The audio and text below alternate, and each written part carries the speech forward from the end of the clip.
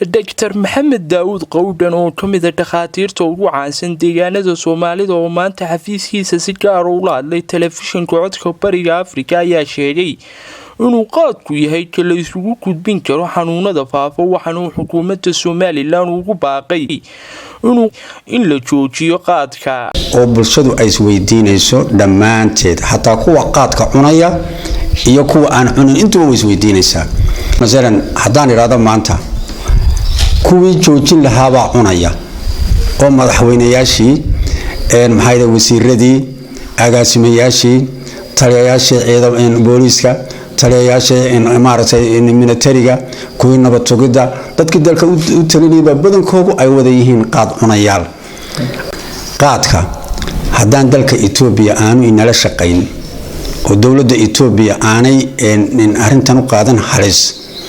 aanu yahay qaadku ka lagu gudbin karo xanuunada la isqaatiyo number 1 isaga ah laakiin qaadka meesha inoogu fog Soomaaliland Itoobiya inooga keenaya saacadu inagu soo gaaraya waa waxa gacanta lagu hayo qoyan marka anigu maanta anoo u arkaya number 1 qaadka in la joojiyo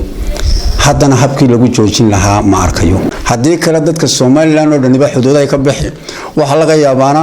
inay wax soo kordhiyaan dhibaato mooyaan waxba faa'iido soo kordhin dhinaca kalena Dr. Maxamed Daawud waxa uu sheegay in xanuunkan uu dalka Djibouti uu tiro aad u badan marka loo eego population-ka uu saameeyay waxaana uu sheegay in dalka Djibouti uu xad aad u dhow la leeyahay gobolka Awdal oo xataa haddii baabuurtu ayna soo qaadin ay dadku ay soo lugayn karaan waxaana uu ku diiday ka hortagga xanuunka COVID-19 ee Soomaaliland uu soo jeediyay waxaan ku talin lahaa cid kasta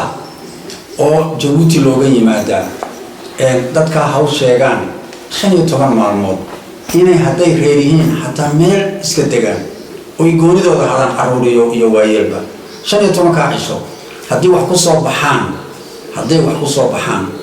dee ay qayshadaan oo yiraahdaan runtii waxa weeyaan qof baa naga xanuunsanaya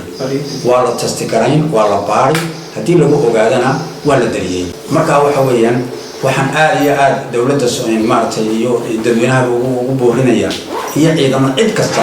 inta is xilqaamaan dadka xuduudaha ka soo gudbaya